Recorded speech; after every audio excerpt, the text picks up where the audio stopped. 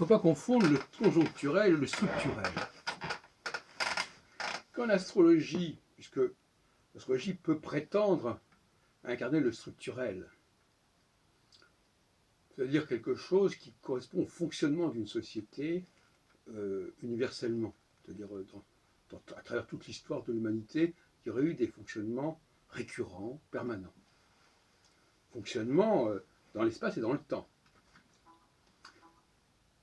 Donc, c'est-à-dire qu'il y a des changements, mais ce sont des changements qui sont récurrents, c'est-à-dire qui sont synchroniques en quelque sorte. Et quand l'astrologie s'occupe d'expliquer un événement, il faut qu'elle fasse très attention. Car si cet événement est conjoncturel, il ne relève pas de l'astrologie. Et si elle veut expliquer un événement conjoncturel par l'astrologie, ça veut dire qu'elle essaie de le rendre structurel, qui est très grave. Elle fait de quelque chose qui est complètement conjoncturel, épiphénoménal, aléatoire, quelque chose qui était encore inscrit dans le déterminisme astral, dans l'histoire de l'humanité. Donc l'astrologue est porteur d'une responsabilité au niveau structurel, et par conséquent, il doit s'abstenir d'expliquer par l'astrologie ce qui n'est pas structurel. Et la grande difficulté, justement, c'est de savoir distinguer le structurel et le conjoncturel. Et les cours d'astrologie, la préparation à l'exercice de l'astrologie, sous une forme ou doit passer par l'éducation permettant de distinguer, de séparer le structurel du conjoncturel. Le bon grain de l'ivraie, si on veut. Or, beaucoup d'astrologues sont dans l'ivraie, I-V-R-A-I-E, qui renvoie à la mauvaise herbe, on en parle dans l'Évangile. Vouloir expliquer ce qui est de l'ordre de l'ivraie par l'astrologie, c'est inacceptable. L'ivraie, c'est quelque chose qui est aléatoire, qui est accidentel, qui est conjoncturel, comme je l'ai dit. Donc là, il y a un problème de méthodologie, mais aussi un problème de formation. Il semble que les astrologues soient incapables, dans l'état actuel des choses, de distinguer entre le conjoncturel et le structurel. Je n'ai pas dit que c'était simple. Il faut avoir des repères. Il faut d'abord bien comprendre quels sont les vrais mécanismes qui sous-tendent le fonctionnement de la société, de l'humanité, et s'en tenir là. Maintenant, quand on essaye d'expliquer, par exemple, un changement d'air, ERE,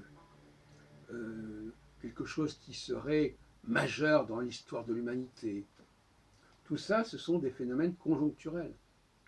L'humanité fonctionne dans l'espace-temps, mais elle n'a pas vocation à se terminer, à terminer son histoire. C'est une absurdité. Elle n'a pas vocation à changer d'air. Ça ne veut pas dire que l'humanité ne passe pas par certaines situations comme celle-là, mais ce ne sont pas des situations structurelles.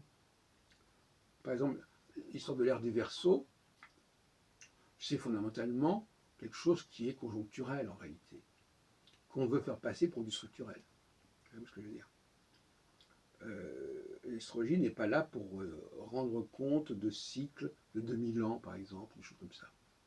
C'est une vue de l'esprit.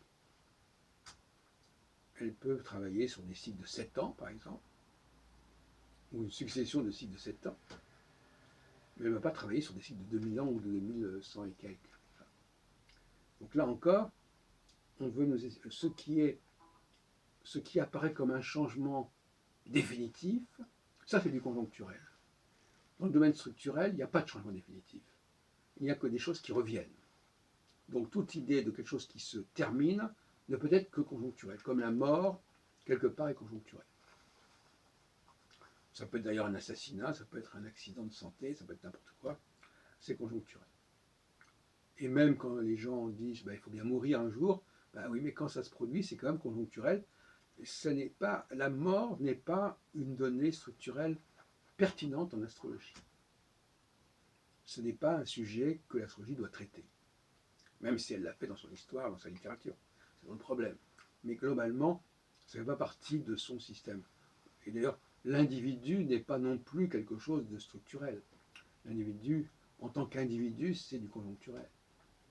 Ce qui fait sens au niveau structurel, ce sont les peuples, ce sont les classes, ce sont les collectifs, ce n'est pas les individus. L'individu ne peut relever que du conjoncturel, et donc le thème astral est quelque chose qui est de l'ordre du conjoncturel en réalité, mais qui donne l'impression qu'on est dans le structurel. Parce que comme on se réfère au cosmos, on se réfère aux planètes, donc on donne le sentiment d'une structuralité, alors qu'en réalité, cette structuralité, elle est extrêmement confuse, elle est extrêmement embrouillée, telle qu'on la voit à travers le thème astral. Et donc en réalité, c'est du structurel qui a été dévoyé pour en faire du conjoncturel.